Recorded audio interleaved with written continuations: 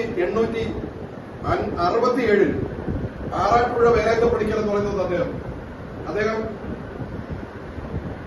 India ചരിത്രത്തിൽ ആദ്യത്തെ തൊഴിലാളി സമരം വിജയകരമായി സംഘടിപ്പിച്ചു. ആ സമരത്തിന് ഹേതുവായത് അന്ന് ഒരു ചില ശ്രേണിയിൽപ്പെട്ട എന്നുവരെ കണക്കാക്കിയിരുന്ന ഒരു വിഭാഗത്തിന് സ്ത്രീകൾക്ക് മാറുമറയ്ക്കാൻ അവകാശം ഉണ്ടായിരുന്നില്ല. ധരിക്കുന്നത് തന്നെ മുട്ടിന് താഴോട്ട് മുണ്ട് വരാൻ പാടില്ല. അപ്പൊ കായംകുളം പ്രദേശത്ത് ഒരു ലേഡി, അത്യധ്വാനിയായ ഒരു ലേഡി, സ്വന്തമായി നെയ്ത സന്തോഷത്തിൽ ഒരു പുതിയ മുണ്ടെടുത്തെടുത്ത് ഈ കാല് വരെ കണക്കാല് വരെ എത്തുന്ന രീതിയിൽ മുണ്ടെടുത്തുകൊണ്ട് പൊതുനിരത്തിൽ ഇറങ്ങി അത് ഈ അധികാരി വർഗം ആക്രമിച്ച്, ആട്ടിയരായിട്ടുള്ള അധികാരി വർഗം വന്ന് ആക്രമിച്ച് അവരെ മുണ്ടും വലിച്ചൊരിഞ്ഞ് അവമാനിച്ചു വിട്ടു. ഇതറിഞ്ഞ ആറാട്ടുപുഴ വേലായുധ പണിക്കർ തന്റെ കുതിരപ്പെട്ടാളോ മറ്റോ എത്തുകയും എന്തെങ്കിലും അധികാരികളെ എതിർത്താൽ അവർക്ക് ഇളച്ചേതം തന്നെ ഉണ്ടാകുന്ന ഒരു കാലം, ജീവനുണ്ടാവാത്ത കാലം ആ കാലത്ത് വന്ന് 1 വർഷത്തോളം സമരം നടത്തി. സമരം നടത്തുന്നതെന്ന് പറയുമ്പോഴത്തേക്ക് ഈ തൊഴിലാളികൾക്കുള്ള മുഴുവൻ ഭക്ഷണവും നേരത്തെ നമ്മളുടെ കിറ്റ്, ഭക്ഷ്യധാന്യ കിറ്റൊക്കെ വിതരണം ഗവൺമെന്റ് തന്നെ എടുത്ത കിറ്റാണ്.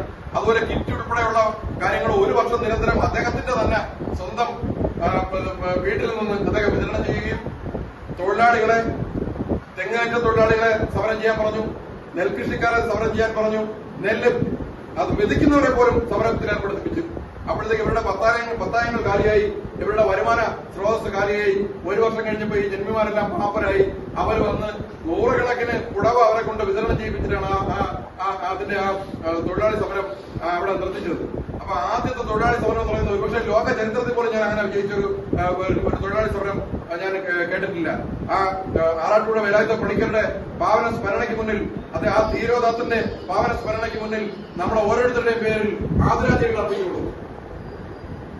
ഞാൻ നേരത്തെ പറഞ്ഞു, തൊഴിലാളികളെ ഈ നിരത്തിലിറങ്ങിയത് ഏറ്റവും പ്രധാനമായിട്ട് ഈ 8 മണിക്കൂർ ജോലി എന്ന് പറഞ്ഞുകൊണ്ടാണ്. 8 മണിക്കൂർ ജോലി എന്ന് പറഞ്ഞ് ഇപ്പൊ നമ്മൾ കേൾക്കുമ്പോൾ നമുക്ക് ഒന്നും തോന്നത്തില്ല. പക്ഷെ അതിൽ നിന്ന് നമ്മുടെ അവകാശമോ അല്ലെങ്കിൽ നടക്കുന്ന നാട്ടുനടപ്പുമായിട്ട് നമുക്ക് തോന്നും. നിരന്തര സമരങ്ങളിലൂടെ ആർജിച്ച ഒരു വലിയ അവകാശമാണ് 8 മണിക്കൂർ ജോലി. നേരത്തെ ഞാനൊരു അഭിമുഖം ഒരു ടിവിയിൽ കണ്ടായിരുന്നു. ഇവിടുത്തെ നമ്മുടെ രാജാവിന്റെ, നമ്മുടെ ഇവിടുത്തെ രാജ്ഞി, ഇപ്പോൾ നിലവിലുള്ള തിരുവിതാംകൂർ രാജ്ഞി ഒരു അഭിമുഖത്തിൽ പറയുന്നുണ്ടായിരുന്നു, നമ്മുടെ ശ്രീപത്മനാഭ സ്വാമി ക്ഷേത്രത്തിന്റെ മുകളിലെ ആ മകുടം എന്ന് പറയുന്നത് ഒറ്റ കല്ലാണ്. അപ്പൊ ആ കല്ല് ഉരുട്ടിക്കൊണ്ടുപോകുന്ന ഒരു കഥ പറയുന്നുണ്ടായിരുന്നു. അപ്പൊ അത് ഉരുട്ടിക്കൊണ്ടുവന്ന സമയത്ത് എന്ന് വെച്ചാൽ ആനയും 100 കണക്കിന് ആൾക്കാർ കാണും, തൊഴിലാളികൾ. അപ്പൊ ഇത് എങ്ങോട്ടെങ്കിലും ഒന്ന് ചരിയോ വല്ലതും ചെയ്താൽ കുറെ ആൾക്കാരങ്ങ് മരണപ്പെടും. അവരവിടെ അങ്ങ് വീഴ്ചിച്ചിട്ട് എടുത്തെവിടെയും കടലിലോ വയലിലോ കളഞ്ഞ് ഇത് ഉരുട്ടിക്കൊണ്ട് പോകുന്ന ഭാഗമാണ്. അപ്പം ഒരു ദിവസം രാവിലെ വന്നപ്പോഴത്തേക്ക് നിരപ്പായ സ്ഥലം തീർന്നു. അപ്പൊ സാധാരണ നമുക്കറിയാം, ഇത് ആകാശത്ത് കൊണ്ട് പോകണേ പെട്ടെന്ന് ക്രെയിനൊന്നുമില്ല, അങ്ങനെയുള്ള സംവിധാനങ്ങളൊന്നുമില്ല. മണ്ണിട്ടിട്ട് പണിക്കാരെല്ലാം ഒരു സ്വമേധയാ കൈകൊണ്ടാണ്, അന്ന് മെഷീൻസ് ഒന്നുമില്ല.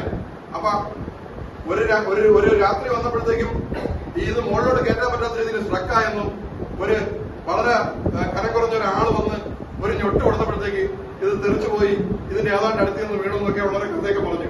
പക്ഷെ അന്ന് ഇങ്ങനെയുള്ള കഥകളൊന്നും അല്ല. നടക്കുന്ന കാര്യങ്ങൾ എന്ന് പറയുന്നത് ഈ ഇവിടുത്തെ പട്ടാളം ഇറങ്ങി നാട് നീളെ കറങ്ങുമ്പോൾ ഒരു പണിയൊക്കെ പകുതിയെങ്കിലും അറിയാന്നുള്ളവരെല്ലാം പിടിച്ച് കെട്ടി നിർബന്ധിതമായിട്ട് കൊണ്ടുവന്ന് പണി ചെയ്യിപ്പിക്കും. എന്തെങ്കിലും ഇതുപോലത്തുള്ള വർക്കൊക്കെ ഒരു മരാമത്ത് പണി എന്തായാലും കൊണ്ടുവന്ന് പണി ചെയ്യിപ്പിക്കും. കൂലിയില്ല, വിശ്രമമില്ല. ഒരു 2 മണിക്കൂറൊക്കെ ചിലപ്പോൾ ഒന്ന് കണ്ടടയ്ക്കാൻ ചിലപ്പോൾ കാവൽക്ക് ഇറങ്ങാൻ സമ്മതിക്കാതെ ചിലപ്പോൾ അവസരം കിട്ടും. 24 മണിക്കൂറുണ്ടെങ്കിൽ 24 മണിക്കൂർ ജോലി ചെയ്യണം. ചിലപ്പോൾ കഞ്ഞിയും പേരോടൊക്കെ കിട്ടിയാലായി. കൂലിയൊന്നുമില്ല. തിരിച്ച് ഈ അപകടങ്ങളെല്ലാം തരണം ചെയ്ത് ജീവനുണ്ടെങ്കിൽ ജീവച്ഛവമായിട്ടൊക്കെ നാട്ടിക്കൊണ്ടാക്കും. വേറെ ജോലിയൊന്നുമില്ല.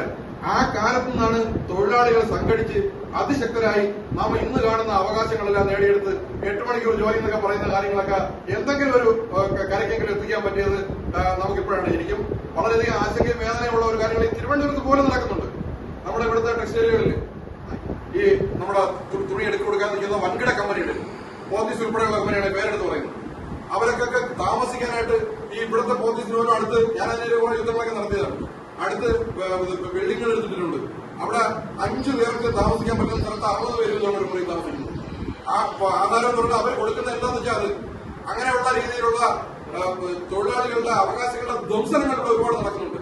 അതുപോലെ നമുക്കറിയാം, നമ്മുടെ ചെറിയ ഒരു ചുമട്ട് തൊഴിലാളികളെ ജോലി കിട്ടണമെങ്കിൽ തന്നെ യൂണിയനിൽ ചേരണം.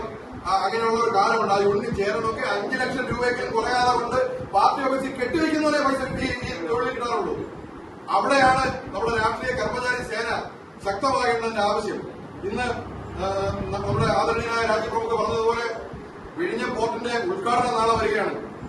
നമ്മുടെ ദുബായ് പോർട്ട് ലോകത്ത് എവിടെ പോർട്ട് വന്നിട്ടുണ്ടോ അതിന്റെ ചുറ്റളവിലുള്ള വികസനം എന്ന് പറയുന്നത് നമുക്ക് വിചാരിക്കാൻ പറ്റുന്നതിന്റെ അപ്പുറമാണ്.